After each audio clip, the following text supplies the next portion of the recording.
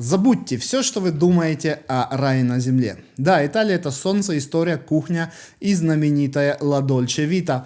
Но на первых строчках мировых рейтингов счастья и качества жизни стабильно находятся не солнечные, а холодные страны. Финляндия, Дания, Швеция и Норвегия. Почему именно они, несмотря на длинную зиму, короткое лето и высокие налоги, считаются самыми счастливыми? Что важнее для хорошей жизни? Солнце и вкус еды или стабильность, социальная защита и доверие к государству? Сегодня мы сравним две противоположные модели: эмоциональную, теплую Италию и рациональный, спокойный север. И ответим на вопрос, где действительно лучше жить в 2026 году. Что вообще значит качество жизни? Когда говорят качество жизни, большинство сразу думает о деньгах. Но на самом деле это понятие гораздо шире. Оно включает безопасность, здоровье, баланс между работой и отдыхом, конечно же, климат, доступ к медицине, образование, культуру, уровень доверия и стабильности. Если посмотреть на рейтинг World Happiness Report 2025, то картина такая.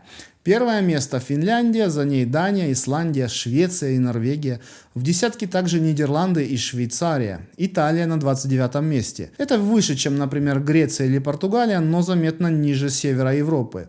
Тем не менее, рейтинг не приговор. Он отражает средние показатели, а не личные впечатления, и за каждой цифрой своя философия жизни. Северные страны отличаются мощной и устойчивой экономикой. По данным Международного валютного фонда за 2025 год ВВП на душу населения в Норвегии около 83 тысяч долларов, в Дании 72, в Швеции 69, в Финляндии 64, в Италии примерно 43 тысячи долларов. Безработица на севере Европы колеблется в районе 4-6%. В Италии около 7,5%, а среди молодежи до 25 лет она превышает 20%. Но внутри самой Италии ситуация очень разная. Север страны работает по совершенно другим экономическим законам. В Ломбардии, Венето и особенно в Пьемонте уровень безработицы вдвое ниже, чем на юге. Например, в провинции Кунео, одном из самых трудолюбивых и благополучных регионов Италии, безработица всего около 3%. Это уровень, сравнимый с Данией или Норвегией. Иными словами, когда важно говорят итальянская безработица, важно уточнять, какая именно Италия имеется в виду: северная, промышленная, богатая или южная,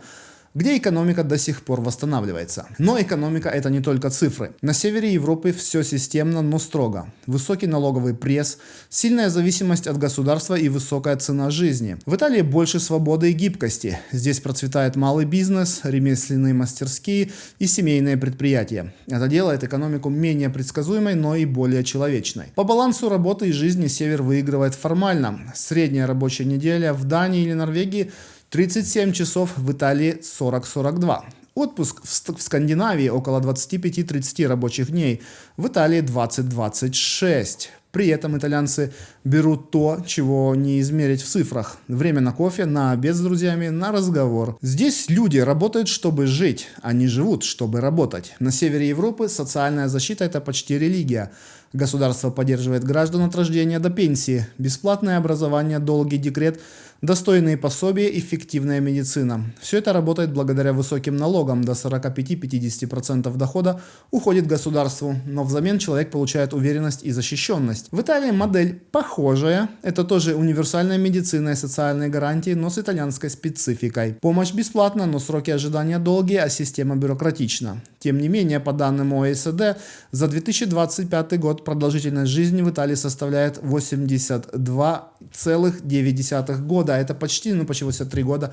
Это почти столько же, сколько в Норвегии или Швеции. Разница минимальна, хотя климат и образ жизни совершенно разные. Италия выигрывает по питанию и климату, а север по организации и равенству. Образование – еще одна сильная сторона Северной Европы. Школы и университеты оснащены современно, обучение часто бесплатное, а диплом почти гарантирует работы. В Италии университеты дешевле, но система менее эффективна. При этом именно здесь сильнейшие программы в архитектуре, дизайне, истории, искусства, медицине и гастрономии. Главная проблема Италии не в уровне образования, а в трудоустройстве. Молодые специалисты часто не находят применения своим знаниям и уезжают.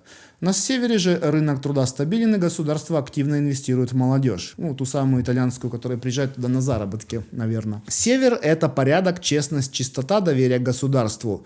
Люди спокойные, уважают личные границы, все работает и подчинено системе. Но за этой внешней стабильностью происходят заметные изменения. В последние годы Швеция и Дания столкнулись с серьезными социальными вызовами, связанными с иммиграцией. По данным Евростат, доля иностранцев в населении Швеции превышает 21%, в Норвегии около 18%, в Дании 15%, в Финляндии около 10%. Это значительно выше, чем в Италии, где иностранцы составляют примерно 10% населения, ну примерно как и в Финляндии. Такое разнообразие несет и плюсы, и трудности. С одной стороны, север остается открытым и гуманным, с другой, это меняет культурную и социальную динамику. В крупных шведских и датских городах за последние годы усилились споры о безопасности, интеграции и идентичности. В Италии ситуация иная. Здесь миграция в основном трудовая. Люди приезжают работать в сельское хозяйство, строительство, уход за пожилыми. На пособие в Италии сильно не шиканешь.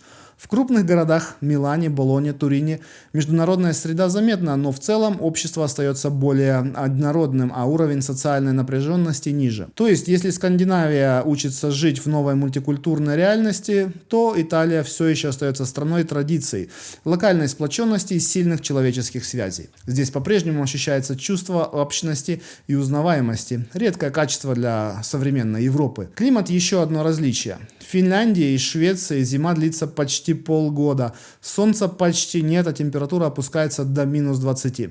В Италии солнце светит 250 дней в году. Зима мягкая, а ужин на улице не редкость даже в ноябре. По данным Евробарометр 2025 года, жители Скандинавии чаще чувствуют удовлетворение стабильностью и системой, а итальянцы – радостью от повседневных мелочей. Это две разные модели счастья, рациональная и эмоциональная, и обе работают просто по-разному. Да, и раз досмотрели до этого места, не забывайте поддержать канал лайком, комментарием или подпиской, а лучше всем сразу, особенно подписка во время или сразу после просмотра видео помогает алгоритмам YouTube продвигать наши видео, а вам оставаться в курсе ключевых событий и новостей Италии. Поддержать нас можно также через функцию «Супер спасибо» или «Спонсорство». Спонсоров ждут бонусы типа видео только для спонсоров или ранний выход видео на канале.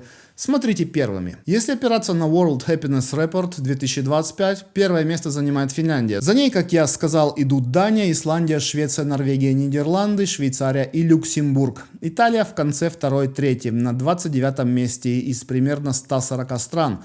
Это выше, чем большинство стран Восточной и Южной Европы, но заметно ниже северных лидеров. По индексу качества жизни от OECD, который включает безопасность, доходы, образование, экосистему и баланс труда и отдыха, лидерами также остаются скандинавские страны. Внизу европейской части списка Болгария, Румыния, Греция и Хорватия, где уровень социальной защиты и медицины ниже среднего. Италия стабильно занимает место в середине рядом с Испанией и Португалией. Если считать по цифрам и официальным рейтингам, победа остается за севером Финляндией, Данией, Швецией, Норвегией. Это эталон социального равенства, безопасности и доверия. Но если измерять жизнью, эмоциями и вкусом каждому дню, Италия вне конкуренции. На севере вы будете чувствовать защищенность, в Италии живость. Там все работает, здесь все дышит. На севере вам гарантируют комфорт, в Италии ощущение, что жизнь настоящая и от нее получаешь удовольствие. Так что ответ зависит еще и от вас. Если вы ищете стабильность, прогнозируемость и равенство, выбирайте север. Если хотите тепла, общения и настоящие эмоции, Италия по-прежнему выигрывает сердцем. Ну и в заключение, можно было с этого, собственно, и начать, и сразу тему закрыть. Это что во всех этих северных странах люди только и делают, что каждый день обсуждают, в какую южную страну они переедут жить на пенсию. И этим, я думаю, все сказано. Если хотите переехать в Италию, пишите, наши контакты в описании, поможем. С вами был Антон Гросс. До новых встреч. Пока.